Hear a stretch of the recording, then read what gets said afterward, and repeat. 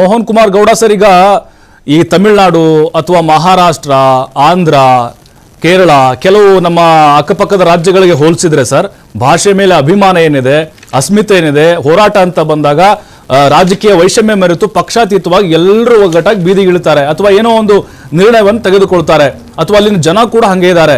But ನಮ್ಮ ಕನ್ನಡಿಗರಂತ ಬಂದಾಗ ನಮ್ಗೇನಾದ್ರೂ ಇಲ್ಲಿ ಭಾಷಾ ವಿಚಾರ, ಗಡಿ ವಿಚಾರ ಅನ್ಯಾಯ ಆದಾಗ ಆ ಒಂದು ಮುತುವರ್ಜಿ ಅಥವಾ ಆ ಕಾಳಜಿ ಕಾಣಿಸಲ್ಲ ಅಂತ ಅನ್ಸುತ್ತೆ ಸರ್. ಬಹಳ ಬೇಸರ ತರಿಸ್ತಾ ಇದೆ. ನಿಮ್ಗೂ ಹಾಗೆ ಅನಿಸಿದೆ ಅಂತ ಅನ್ಸುತ್ತೆ? ಖಂಡಿತವಾಗಿ ಯಾವ ಸಂದರ್ಭಗಳಲ್ಲಿ ಆಯಾ ಸರ್ಕಾರಗಳಿದ್ದಂತಹ ಸಂದರ್ಭದಲ್ಲಿ ಬೀದಿಗಿಳಿದಂಥವರು ಆಯಾ ಸರ್ಕಾರ ವಿರೋಧಿಗಳು ಅಂತ ಭಾವಿಸಿ ಅವರನ್ನ ಮಟ್ಟ ಹಾಕುವಂತ ಕೆಲಸವು ನಡೀತಾ ಬರ್ತಾನೆ ಇದೆ. ಇದು ಗಡಿ ವಿಚಾರಗಳಿಗೆ ಸಂಬಂಧಪಟ್ಟಂಗೆ ಬೀದಿಗಿಳಿದು ಹೋರಾಟ ಮಾಡ್ತಾ ಇದ್ದಾರೆ.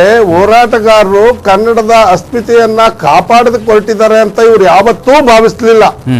ರಾಜ್ಯದಲ್ಲಿ ಆಡಳಿತ ನಡೆಸುವಂತ ಪಕ್ಷ ಚಳುವಳಿಗಾರನ್ನ ಹತ್ತಿಕ್ಕುವಂತ ಕೆಲಸ ಮಾಡಿದ್ರು, ಇನ್ನೊಂದು ಚಳುವಳಿಗಾರನ್ನ ಪಕ್ಷದ ಕಾರ್ಯಕರ್ತರನ್ನಾಗಿ ಮಾಡ್ಕೊಳ್ಳೋದ್ರಲ್ಲಿ ನಿಪುಣರಾಗ್ಬಿಟ್ಟಿದ್ದಾರೆ. ಇವತ್ತು ಬೀದಿಗಿಳಿದು ಹೋರಾಟ ಮಾಡುವಂತವ್ರನ್ನ ಧ್ವಂಸ ಮಾಡಬೇಕು, ಇಲ್ಲ ಅವರ ಪಾರ್ಟಿಯ ಕಾರ್ಯಕರ್ತರಾಗಿ ನೇಮಕ ಮಾಡ್ಕೊಬೇಕು. ಈ ವಿಚಾರದಲ್ಲಿ ಕನ್ನಡದ ಹೋರಾಟಗಾರರನ್ನ ಬರ್ತಾ ಬರ್ತಾ ಕ್ಷೀಣಿಸ್ತಾ ಇದೆ. ಆದ್ರೂ ಒಂದಷ್ಟು ಮಂದಿ ಗಟ್ಟಿತನವಾಗಿ ಬೀದಿಗಿಳಿದು ಹೋರಾಟ ಮಾಡ್ತಾ ಇದ್ದಾರೆ. ಇವತ್ತು ಈಗ ಬಿಜೆಪಿಯ ವಕ್ತಾರರು ಮತ್ತು ಕಾಂಗ್ರೆಸ್ನ ವಕ್ತಾರರು ಹೇಳಿದ್ರು, ನಾವು ಅಷ್ಟು ಕಾಪಾಡಿದೀವಿ, ನಾವು ಅಷ್ಟು ವರ್ಷ ಆಡಳಿತ ನಡೆಸಿದೀವಿ ಅಂತ. ಯಾವುದೂ ಮುಖ್ಯ ಅಲ್ಲ. ಅವರವರ ಸರ್ಕಾರಗಳಿದ್ದಂತ ಸಂದರ್ಭದಲ್ಲಿ ಸರ್ಕಾರಿ ಶಾಲೆಗಳನ್ನ ಮುಚ್ಚುವಂತ ಕೆಲಸ ಒಂದಷ್ಟು ಕುಮಾರಸ್ವಾಮಿ ಅವರು ಗ್ರಾಮಾಂತರ ಪ್ರದೇಶದ ಮಕ್ಕಳಿಗೆ ಅನುಕೂಲ ಆಗ್ಲಿ ಅಂತ ತಾಲೂಕುಗಳಲ್ಲಿ ಕಾಲೇಜು ಶಾಲೆಗಳನ್ನ ಆರಂಭಿಸಕ್ಕೆ ಅವಕಾಶ ಮಾಡಿಕೊಟ್ರು.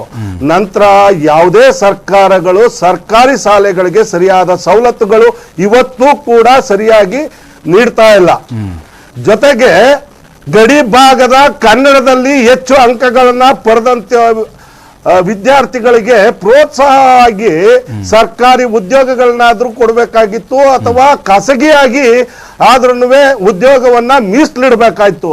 ಆಗ ಕನ್ನಡದ ಜನರ ಒಂದು ಗ್ಯಾರಂಟಿ ಅನ್ನುವಂಥದ್ದಾಗೋದು. ಆಗ ಜೊತೆಗೆ ಕನ್ನಡದ ವಿಚಾರವಾಗಿ ಗಡಿ ಭಾಗದಲ್ಲೂ ಹೆಚ್ಚಿನ ಪ್ರೋತ್ಸಾಹ ದೊರೀತಾ ಇತ್ತು. ನಿಜ. ಅದೆಲ್ಲವೂ ಆಗದೆ ಈಗ ಗಡಿ ವಿಚಾರವನ್ನ ಜೀವಂತವಾಗಿ ಇಟ್ಟಿರ್ಬೇಕು, ಒಂದಷ್ಟು ಚಳುವಳಿಗಾರರನ್ನ ಆಗಾಗ್ಗೆ ಜೈಲು ಕಳಿಸ್ತಾ ಇರಬೇಕು. ಇದು ಒಂದು ಷಡ್ಯಂತ್ರ. ಎರಡೂ ಪಕ್ಷಗಳು ಮೊಸಳೆ ಕಣ್ಣೀರನ್ನ ಸುರಿಸಿ ಒಂದ್ ರೀತಿಲಿ ಕನ್ನಡಿಗರನ್ನ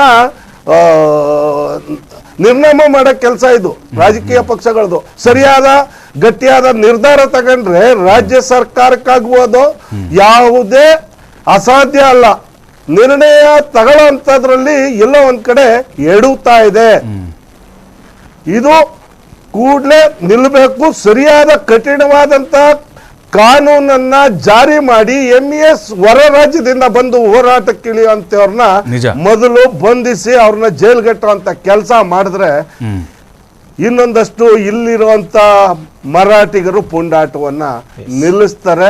ಜೊತೆಗೆ ಒಂದಷ್ಟು ಸೀಟ್ಗಳಿಗೋಸ್ಕರ ಇವ್ರನ್ನ ಮೆರೆಸುವಂಥದ್ದು, ಇವ್ರಿಗೆ ಪ್ರೋತ್ಸಾಹ ಕೊಡೋದು ಎರಡೂ ಪಕ್ಷಗಳು ನಿಲ್ಸಿದ್ರೆ ನಿಜವಾಗ್ಲೂ MES ಪುಂಡಾಟಿಕೆ ಯಾವುದೇ ರೀತಿ ನಡೆಯಲ್ಲ ಅನ್ನೋದು ನನ್ನ ಭಾವನೆ. ನಿಜ ನಿಜ ಸರ್. ಗೊತ್ತು ಇದೇ ಕಾಂಗ್ರೆಸ್ ಸರ್ಕಾರ ನಮ್ಮ ಕನ್ನಡ ಹೋರಾಟಗಾರರು ಅವಾಗಲೇ ಹೇಳಿದ್ರು, ಎಷ್ಟು ಜನ ಕನ್ನಡ ಹೋರಾಟಗಾರರನ್ನ ಕೇವಲ ಕಾಂಗ್ರೆಸ್ ಕಾರ್ಯಕರ್ತರ ರೀತಿ ಮಾಡ್ಕೊಂಡ್ಬಿಟ್ಟಿದ್ದಾರೆ ಸರ್.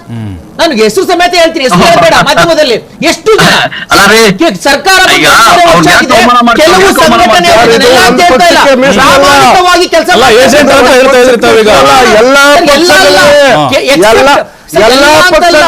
ಅವ್ರು ಹೇಳಿದ್ದನ್ನು ಪದೇ ಪದೇ ಮಾಡ್ತಾ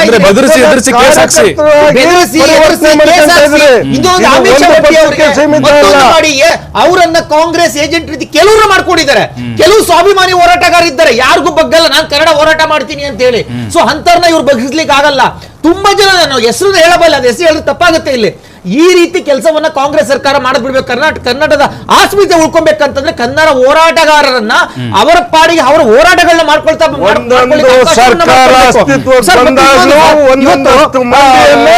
ಏಜೆಂಟ್ಗಳಾಗಿ ಪರಿವರ್ತಿಸ್ಕೊಂಡಿದ್ದೀರಿ. ಹೇಳಿದ್ದನ್ನೇ ನಾವು ಹೇಳ್ತಾ ಇದ್ದೀನಿ. ಮತ್ತೆ ಸರ್, ಕನ್ನಡಿಗರ ಜವಾಬ್ದಾರಿ, ಕನ್ನಡಿಗರ ಕರ್ತವ್ಯ. ಈಗ ನಾವು ಬೇರೆಯವರು ಹೇಳಿದ್ರು ಅಥವಾ ಕನ್ನಡ ಪರ ಸಂಘಟನೆಗಳು ಕರೆ ಕೊಟ್ಟು ಅಂತ ಹೇಳಿ ನಾವು ಹೋರಾಟಕ್ಕೆ ಧುಮುಕುದಲ್ಲ. ನಮಗೆ ಸ್ವಾಭಿಮಾನದ ಒಂದು ಅಸ್ಮಿತೆಯ ಪ್ರಶ್ನೆ ಬಂದಾಗ ನಾವು ಯಾವ ರೀತಿ ಕನ್ನಡಿಗರು ಈ ಸಂದರ್ಭದಲ್ಲಿ ಜಾಗೃತರಾಗಿರ್ಬೇಕು ಅಂತ, ಈ ದುಷ್ಟಶಕ್ತಿಗಳನ್ನ ತಡೆಯುವಂತ ಕೆಲಸ ಹೇಗೆ ಮಾಡಬೇಕು ಅನ್ನೋದು ಮತ್ತು ಕನ್ನಡ ಹೋರಾಟಗಾರರ ಕರ್ತವ್ಯ ಅಲ್ಲ. ಹೌದು, ಕನ್ನಡಿಗರನ್ನ ಬೇಕಾದಂತಹ ಕರ್ತವ್ಯ. ಕರ್ತವ್ಯವನ್ನು ನಡೆಸಿರುವಂತದ್ದು ಈ ರಾಜ್ಯ ಸರ್ಕಾರ ಕೂಡ್ಲೆ ಕನ್ನಡಿಗರನ್ನ, ಕನ್ನಡದ ಗಡಿಯನ್ನ ಕಾಯೋ ಅಂತ ಕೆಲಸ ಮಾಡಿದಿದ್ರೆ ಕನ್ನಡದ ಮಕ್ಕಳು ಬೀದಿಗಿಳಿತಾ ಇರಲಿಲ್ಲ. ನಿಜ. ಕನ್ನಡದ ಮಕ್ಕಳು ಬೀದಿಗಿಳಿದಾಗ ಅವ್ರನ್ನ ದಂಡಿಸುವಂತ ಕೆಲಸ ಮಾಡ್ತೀರಿ. ಅದೇ MES ಪುಂಡಾಟಿಕೆ ಮಾಡಿದಂತ ಸಂದರ್ಭದಲ್ಲಿ ಮೃದು ಧೋರಣೆಯನ್ನ ತಾಳ್ತೀರಿ. ಇದು ಯಾವ ನೀತಿ? ಈ ನೀತಿಗಳಿಂದನೇ ಒಂದ್ ರೀತಿಯಲ್ಲಿ MES ಪುಂಡಾಟಿಕೆ ಮೆರಿತಾನೇ ಬರ್ತಾ ಇದ್ದಾರೆ. ಅವ್ರಿಗೆ ಯಾವುದೇ ಅಂಕೆ ಸಂಖ್ಯೆಗಳಿಲ್ಲದೆ ನಮ್ಮನ್ನ ಯಾರು ಏನೂ ಮಾಡಕ್ಕಾಗಲ್ಲ ಅನ್ನುವಂತ ರೀತಿಯಲ್ಲಿ ದಬ್ಬಾಳಿಕೆಯನ್ನ ಮಾಡ್ತಾನೆ ಇದ್ದಾರೆ ನಿರಂತರವಾಗಿ. ಅದರಲ್ಲೂ ವಿಶೇಷವಾಗಿ ಜಿಲ್ಲಾಡಳಿತಕ್ಕೆ ಮತ್ತು ರಾಜ್ಯ ಸರ್ಕಾರಕ್ಕೆ ಚಾಲೆಂಜ್ ಮಾಡಿ ಹೋರಾಟವನ್ನ ಮಾಡೇ ಮಾಡ್ತೀವಿ ಅಂತ ಬೀದಿಗಿಳಿದಂತ ಸಂದರ್ಭದಲ್ಲಿ ರಾಜ್ಯ ಸರ್ಕಾರ, ಜಿಲ್ಲಾಡಳಿತ ಕೈ ಕಟ್ ಕೂತಿರೋಂಥದ್ದು ಎಷ್ಟು ಸರಿ? ಅನಾವಶ್ಯಕವಾಗಿ ಗಡಿ ವಿಚಾರವನ್ನ ತೆಗೆದು ಆಗಾಗ್ಗೆ ಪುಂಡಾಟಿಕೆ ಮೆರೆಯುವಂತ MES ಗಳ ಪುಂಡಾಟಿಕೆಗೆ ಕಡಿವಾಣ ಹಾಕ್ಬೇಕಾಗಿದ್ದು ರಾಜ್ಯ ಸರ್ಕಾರ ಮೀನಾಮೇಷ ಎಣಿಸ್ತಾ ಇರೋದು ಏತಕ್ಕಾಗಿ? ತಮ್ಮ ಓಟಿನ ತೆವಲಿಗಾಗಿ 3 ಪಕ್ಷಗಳು ಇದನ್ನ ಬೆಳೆಸ್ತಾ ಬರ್ತಾನೆ ಇದಾರೆ ಹೊರತು ಇದಕ್ಕೊಂದು ಅಂತ್ಯ ಆಡುವಂತ ಕೆಲಸವನ್ನ ಮಾಡ್ಲೇ ಇಲ್ಲ. ಈಗಲಾದ್ರೂ ಕೈ ಮುಗಿದು ಕೇಳ್ಕೊಂತೀವಿ, ಕನ್ನಡ ಚಳುವಳಿಗಾರರು ಸರ್ಕಾರಗಳು ಯಾವಾಗ ಕೈ ಕಟ್ಟಿ ಕುಳಿತಾರೆ ಆಗ ಕನ್ನಡದ ಹೋರಾಟಗಾರರು ಬೀದಿಗಿಳಿದು ಅನಿವಾರ್ಯ ಕಾರಣದಿಂದ ಹೋರಾಟ ಮಾಡ್ತೀವಿ ಅಂತ ಸಂದರ್ಭದಲ್ಲಿ ಮೊಕದ್ದಮೆಗಳನ್ನ ಹೂಡಿ ಜೈಲ್ಗಟ್ಟುವಂತ ಕೆಲಸವನ್ನ ಮಾಡ್ತೀವಿ. ನಿಮ್ಮ ಜೈಲ್ಗಟ್ಟಂತ ಕೆಲಸಕ್ಕೆ ನಾವು ಯಾವತ್ತೂ ಕನ್ನಡ ಹೋರಾಟಗಾರರು ಎದುರಲೂ ಇಲ್ಲ.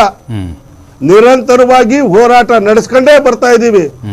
ಆದ್ರೆ ಒಂದು ಅಂತ್ಯ ಅನ್ನಂಥದ್ದು ಹಾಡಬೇಕಾದಂತ ಸರ್ಕಾರಗಳು ಕೈ ಕಟ್ಟು ಕುಂತಿರೋದು ನಿಜವಾಗ್ಲೂ ಹೇಯವಾದಂಥದ್ದು, ಖಂಡನೀಯವಾದಂಥದ್ದು.